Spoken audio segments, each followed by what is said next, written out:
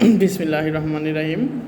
বিধি 27B, এখানে conflict of interest অর্থাৎ স্বার্থের দ্বন্দ্ব, এটা নিয়ে বলা হয়েছে।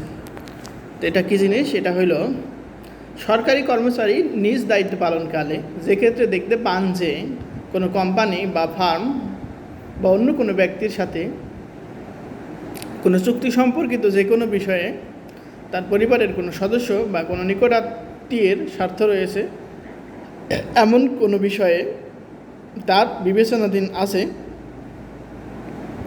অথবা ওই কোম্পানি, ব্যক্তি বা ফার্মের অধীনে তার পরিবারের কোনো সদস্য বা কোনো নিকটাত্মীয় কর্মরত আছেন, তাহলে এই বিষয়ে তিনি নিজে বিবেচনা না করে ঊর্ধ্বতন কর্তৃপক্ষের কাছে সিদ্ধান্তের জন্য পাঠাবেন।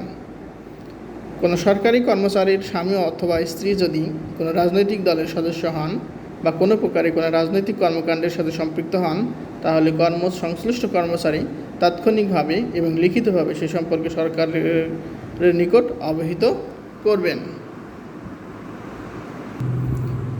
মহিলা সহকর্মীর প্রতি আচরণ 27A-তে এটা বলা হয়েছে, মহিলা সহকর্মীর প্রতি আচরণ। কোনো সরকারি কর্মচারী মহিলা সহকর্মীর প্রতি কোনো প্রকারে এমন কোনো ভাষা ব্যবহার বা আচরণ করতে পারবেন না যা অনুচিত এবং অফিসিয়াল শিষ্টাচার ও মহিলা সহকর্মীর মর্যাদা হানি ঘটায়।